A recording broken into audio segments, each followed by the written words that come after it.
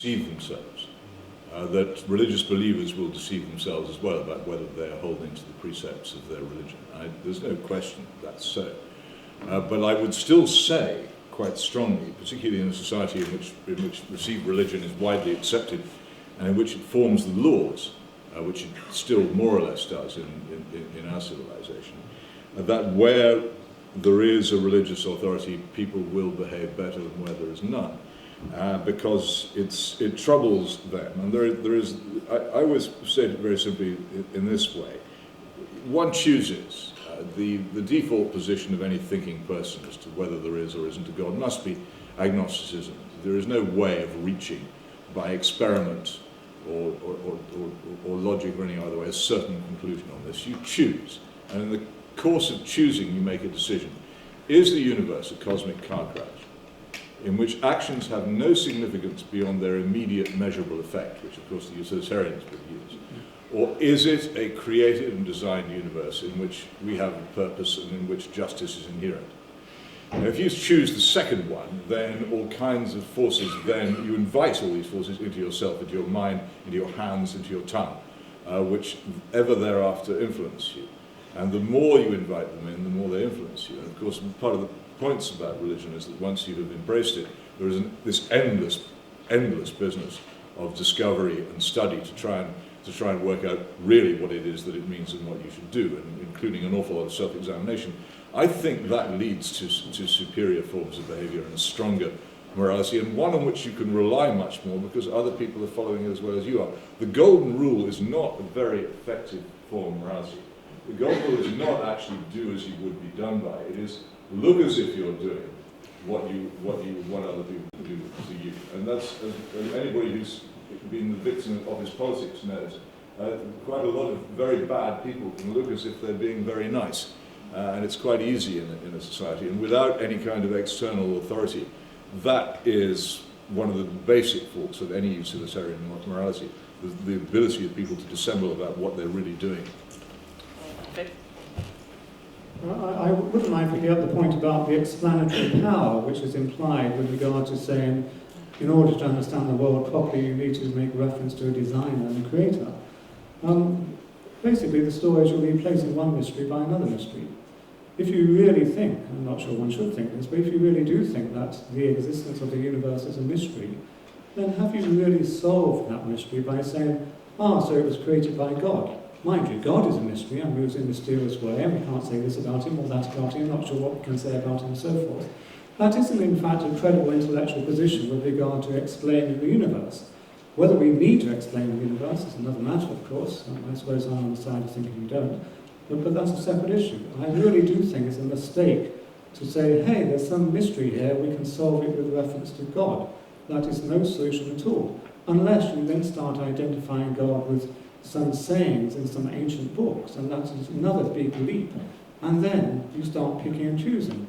Peter Hitchens picks and chooses stuff about God being all love. Many other religious believers pick and choose other things about how women, for example, are inferior to men, or get a bit obsessed about masturbation, whatever. Well, yes, who knows what obsessions we will have. But really, I'd go for the point that let's not think that you are explaining usefully the universe by referring to another mystery. I don't think it's really about any of those things. I think actually how we are moral is through people we know, the way we live, stories. And it's those things in religion that are influential. It's the Good Samaritan rather than Ten Commandments. It's a parable, it's a story, and it's also the people whose lives we admire. It's that, it's very human, very concrete things. Well, we're not trying to get religion. We're encouraging stories, we enjoy myths, we just don't believe they're true. But there are loads more questions here. Sorry, just one thing, I didn't offer it as a solution. It's a choice. I don't pretend that it's a solution. Nobody can solve it. If you had designed a universe, the creatures in it wouldn't understand you. And likewise, if the universe is designed, we can't conceivably hope to understand its designer. That's not what I'm saying. I'm not saying it's a solution. I'm saying these are the choices available. You can hesitate on the edge of agnosticism, never deciding what the nature of the universe is, and living the indecisive life which I believe follows from that, which many people choose to do. You can choose atheism, as you have done, or you can choose religious belief as I've done. And it is choice. The nature of the choice does involve the choice of the kind of universe you wish to live in. You can't decide which it is. You could be wrong. I could be wrong, you could be wrong. What you can do is decide how to live in it. Okay, we need to move on. Okay, quick answer. Last two questions now. Last two questions. So we're going to have the last question now. I'm just trying to correct you. Isn't the whole debate about that? Let's have a last question to the proposition on this side. So, yes. I'm quite fascinated by the proposition's discussion of like fact versus fiction type thing, because most theoretical physicists would be quite interested in discussing that really, because they would suggest that we don't really know anything 100% definitely. It's basically a best guess in many cases. So I think discussing it from fact versus fiction it's not quite that straightforward. I know many things for certain. I know Peter Hitchens will not turn into a bowl of flowers in the next 60 seconds.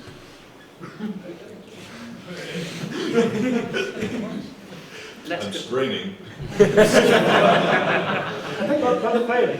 The question is quite good because certainly from this side, we're constantly asking the questions. My worry about religion is religion tries to underline it, tries to put a line at the bottom and say, that's it, we've solved it, it was God. God did it, this is what God says you should do, this is how God says you should live your lives, and just carry on like that and then you'll be fine. Whereas I think constant inquiry is a healthier outlook on everything. So I think that you're quite right, that physicists, theoretical physicists would be baffled by the arguments here that we have definite absolute answers. I certainly don't think I have an absolute answer. I think that I choose to live my life as if there is no God. That's fine. I have no problems with other people living their lives as if there is. I like the idea that the scientific inquiring mind is the best choice, option we have for solving the problems that exist at the moment in the world and future problems as they come. Okay, response to. So do I, so do we. So that's not that's perfectly compatible, but there is more than one kind of logic in the world. Is a football match true? It's not. It's the wrong question to ask about ways in which we live our life. Truth takes different forms in different contexts, and a scientific truth isn't the only kind of truth, and not very, very important. I spent my whole life being a scientist, but a social scientist. But there are other sorts of truth as well. Okay. It's quite possible for distinguished scientists to be religious believers or not to be religious believers. It's not. It doesn't have any. One of the most distinguished physicists of our generation, John Polkinghorne, is an ordained minister in the Church of England. It isn't the point. Science doesn't solve this for us, and I think that those who maintain that science can solve the questions of religion know very little about either science or religion. It isn't the point. There is a choice. And I think the most fascinating thing about the choice is why we choose what we choose. But the trouble with most modern atheists is they pretend that they haven't made a choice. And I was very interested to hear Ian say that I think he had chosen to believe there was no God, which is a great step forward on many of the people I spent a lot of time arguing with. And I'm glad to hear it. Okay, let's go to a final question now to the opposition. So, final question. Yes, you sir. Okay. I was very interested because this motion, I don't necessarily agree with this motion, but I wanted to ask Professor Woodhead, is it, sorry? Mm-hmm. Professor Woodhead, in your delivery ages ago now, you said that you kept making a repeated mention that the majority of religious people don't believe in the fact that homosexuality is wicked and other extreme beliefs like that. So that is true. However, my problem with this is that most churches are not democratic organisations, and it does tend to happen that you do quite often get people who are quite extreme in their beliefs representing the whole of the church. And I wanted to ask you, how is it possible to safeguard against the church being run by people who aren't necessarily representing the whole beliefs of the population? That's a brilliant question. I think that, however, it's wrong to expect religions to be democratic because their leaders, unlike politicians, aren't trying to enact the will of the people or produce the best results for society. What they're also having to be faithful to traditions, and very long traditions. So it's a rather different kind of leadership. Nevertheless, and here's where I agree with you, I think that religious leaderships have lost credibility now, many of them, because they are so far from where religious people are. So this is very true of Christian leaders.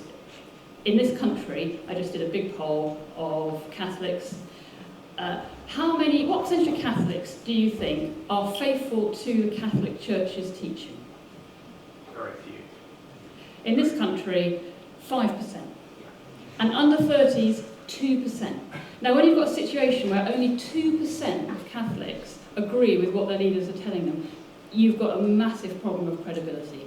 So there has to be a kind of revolution in religions whereby the leaders are much more interested in and much more aware of what religious people think, and actually entertain the possibility that those people might have something to say, and they might be quite sensible, and God may actually speak through many people, and it would be worth listening to them. And I think that has to happen. It will be a major upheaval for religion, but it's more about allowing the voice of religious people to be heard and allowing more people to have participation. So it's not just a very small priesthood that runs the whole show, and that's what we really need. We need a huge reformation of religion. I have to part from my... You're not allowed to, we're on the same side. Well, alas, I mean, there is a serious problem here, and I think that it would be dishonest of me not to voice it. What if it is the case that the invention of the contraceptive pill turns out to have been a disaster for Western civilization? What if it has actually done an immense and limitless amount of damage to our society and to our lives, and to our morality and to our treatment of each other? I don't mind. The whole point of what I believe is that I'm not supposed to deny it in public places for purposes of popularity or suitability. If I think something, I have to say it, and I would chide the other side for hiding their real principles, and I would be ashamed of myself if I didn't say it. There is a serious problem here, and it has done an immense amount of damage, and above all, it has damaged many children who, as a result of the moral revolution which followed the invention of the contraceptive pill, have ended up being effectively abandoned. And I just can't sit here and let that go by as an undiscussed element. Even if it loses me every vote in the room, I don't care. I think that really the dilemma is there, really, is that the what-if argument, I've got to say, is an argument for stagnation. We would do nothing. What if I got run over by a bus? I'm not going to go out of my house. I won't do anything. And the problem that Linda touched on there is the problem that religion has. On the one hand, it says, this is the word of God. It's immutable. It's fixed. It will never change. And on the other hand, they say, well, actually, the world's changed. Society's changed. There's no message in the Bible that slavery is wrong. It's quite the opposite. And yet, slavery is clearly wrong, and the world has moved from that. And now religions have moved from that. So that's the problem that religion has, is that it can't stay still and change. That's its problem. And that's why the world would be better without religion, because we need to take the challenges that modern life brings us and address them and dare to question them and then see what happens. Okay, so we're now going to move on to summation speeches. So we're going to have a summation speech about 3 minutes long. We got one reply on that side, this side, and two replies on that side. Probably don't want.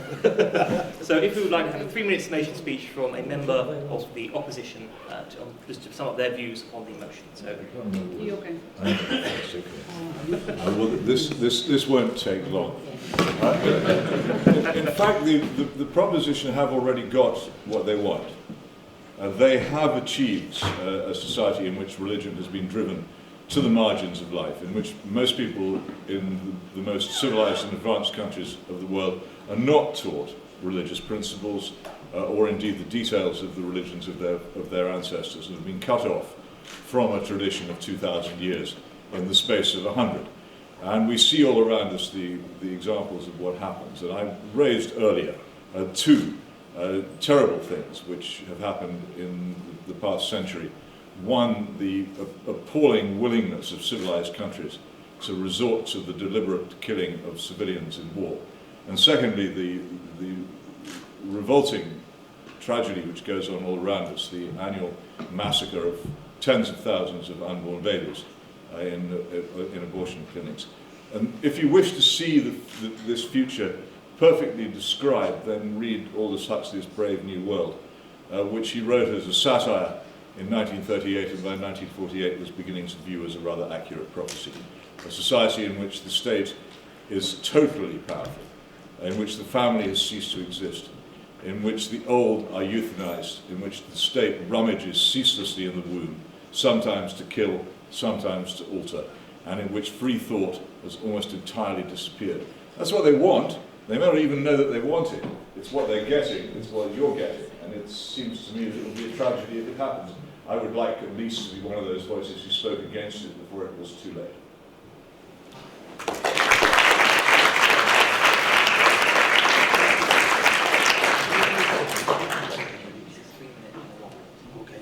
So actually, just before that, people are going to come around and count your ballots now. So the second ballot to determine whether or not people have changed your minds on this panel. I'll say what the vote totals were in just a moment after the summation. Yes. Okay. Before that, Peter Kay is going to give summation for the opposition. I believe there's an old pop song, shows how old I am, which begins, I can't get started. And then it gets started somehow. And I'm not sure how to get started with regard to so many issues raised by my colleagues on the left. But mysteriously I shall. But I shall do it mysteriously without reference to God, of course. I'm somewhat surprised, somewhat disappointed to think that Peter Hitchens can start telling me what I in fact am wanting, though he did no slip in the rider that I probably didn't know what I was wanting. That probably is true in my life in general. You know, one muddles through life. And I believe there's a Tony Hancock gravestone which said, he came, he went, in between, nothing. I suppose I'm a rather pessimistic humanist or atheist, and so I follow that line. But before I follow that line too much and collapse before you, what we have here on our left is very much the example of picking and choosing. At the end of the day, Peter Hitchens isn't saying it'll be better off without, it will be better with religion. He's saying it'll be better with a particular version of the Christian religion, for which he has very, very little evidence. Linda seems to be having a slightly different slant on that. We are not committed remotely towards saying that, oh, if we have a world without religion, we shall then have state control, we'll have Aldous Huxley's Brave New World and so forth. That's a separate issue about what happens in that way. It certainly doesn't have to happen in that way. The key point, I think, which our side is making is to say at the end of the day, how do you want to live your life? We're happy to have myths, we're happy to see the world in different ways. When I go back to Cambridge, I'm more than happy to listen to the Quiet Kings and attend evensong. But I do that because I would equally well go to myths to do with the ancient Greek myths, to do with Oedipus and so forth. I'm not committed to believing in them as actually explaining how the world goes or how it should go. One way of thinking about that is I suspect most people here, when they read some scriptures, when they read the Bible, when they hear about traditions or look at the Quran, you start, using the term loosely, picking and choosing. You are manifesting your humanity by the fact you don't now want to read the Bible in such a way that you do actually want a God who I believe instructed that the firstborn should be killed many centuries ago. You don't now want to read the Quran or the Bible, I suspect here, in such a way that homosexuality is thought as being wicked. You bring your own common humanity to bear in understanding these ancient texts. So you're not turning to those ancient texts to decide how you should approach the world. You are, in fact, recognizing that you have a sense of what is right and wrong independently of your belief in God or Allah. To the extent to which you don't have that sense, we then see these horrendous results, resulting indeed from the literal readings of certain so-called ancient texts of Scripture. Do remember, we are saying the world would be better off without religion. Would you rather live in a world in which you are going to approach these problems of morality by trying to make sense of how we can live decent lives, how we can have a sense of right and wrong on the basis of humanity, or do you want to make it operate on the basis of a few bishops, or a few imams, some ancient religious texts, and then go into great arguments about how many times per day or per hour you're allowed to masturbate. That's crazy. I really would therefore recommend that you support this motion. You support this motion because you value evidence, you value fellow feeling, and in the words of E.M. Forster, a great atheist and humanist, the way to get through life is to connect. Only connect, he said, and I see my time is up. Thank you.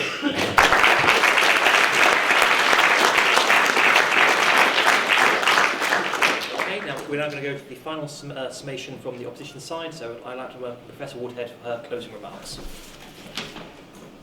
Thank you very much. I'm going to read you a little poem. It's a poem I heard at the Atheist Church. I mentioned it at the start. It's by a guy called Mike Gary, who's a Catholic, and I'm just going to shorten it.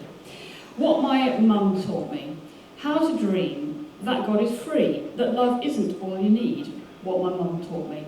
She taught me that charity begins at home, that it's good to spend some time alone. Say something positive, don't just moan. What my mum taught me. She said that through reading and writing I would escape, that I could always have my say, to say a prayer every single day. What my mum taught me. To take life slow, don't live too fast, to live each day as if you're last. Abstain from meat and on Friday fast. What my mum taught me. If someone's down, pick them up. If someone's thirsty, give them your cup. If someone's bored, give them a book. What my mum taught me.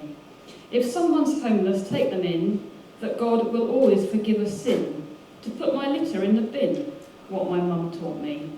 That woman's lib is nothing to do with burning bras. If you believe in yourself, you'll go far. To always drive a Nissan car. What my mum taught me.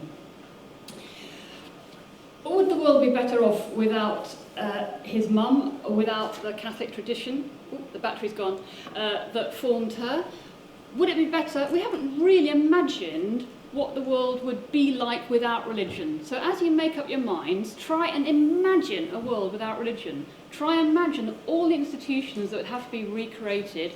Try and imagine Richard Dawkins as Pope. Try and imagine how things might be, and then make your minds up.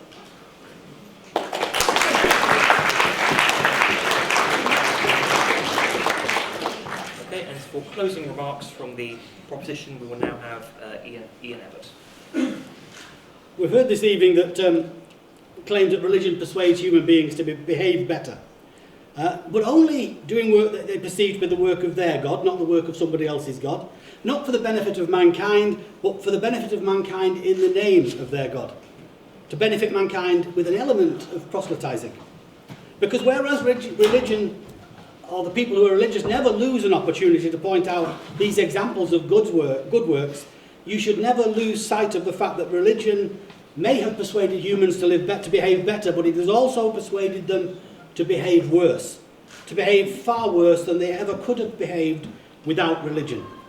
And so I'd sort of like to come full circle and end up from where I began. I mentioned the golden age of free thought in my opening address, and it's that word, free thought, that I'd like to make a point about.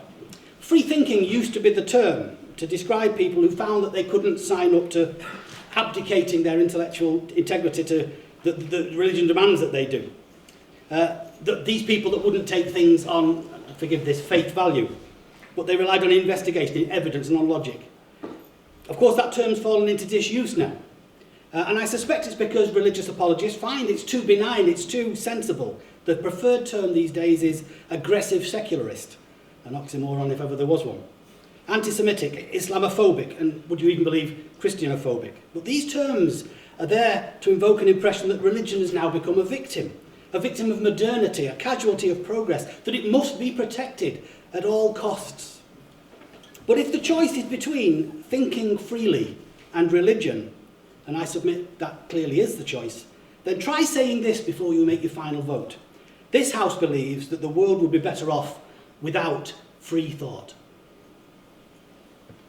That's it.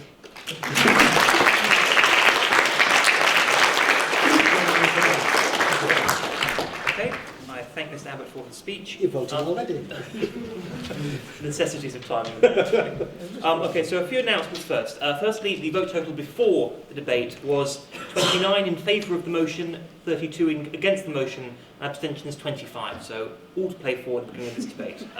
I haven't seen the other ones, I'm not saying that sarcastically anyway.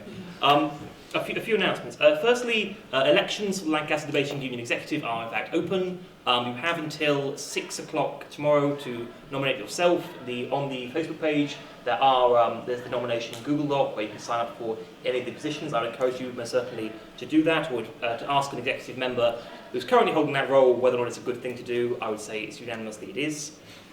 Secondly, about the idea of next term's motions, they are in the planning stage. We are starting to contact people. Motions which are included are about banning page 3, for example, or regretting tuition fees, or the Arab Spring, and we've got a particular political event which we're planning if we get enough money for it from the university, so please all put your fingers together, or if you are an atheist, do something else which helps us in some way. Fourthly, after this event you are perfectly at liberty to talk to the speakers if you have any outstanding questions. I imagine you do. However, I would imagine that if you have a very strong view and one of these speakers has an opposing strong view, you're not going to persuade them in about 5 minutes to change it. So please don't try and do that. Try and be vaguely constructive. One last thing, which is on a slightly more personal note. Today are the hustings for the cross-campus officers. The reason they are today and not last week is because LUSU basically forgot they had to elect these people. So they had to do it this week, rather than do it last week. Make of that what you will. However, I am standing, so please be aware. If you go onto the website, you're going to get a voter code for your email. Luke Parchment, just put me on the top of the ballots. Ron, everyone else. It's just a better world. True objectivity there. Well, they have to address an empty hustings room. I get about 100 people to speak to myself. So, in terms of the final vote totals for the motion, so let's remind ourselves beforehand. We had 29 for the motion. Against the motion was 32. And abstentions 25. So afterwards we now for the motion 38, against the motion 44, abstentions 15. So congratulations to the opposition on that.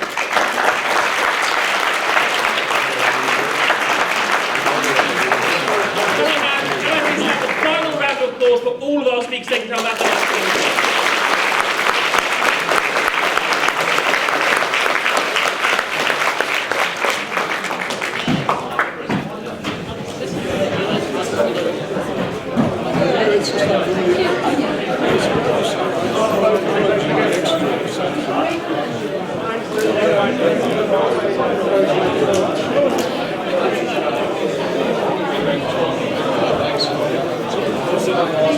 Thank you.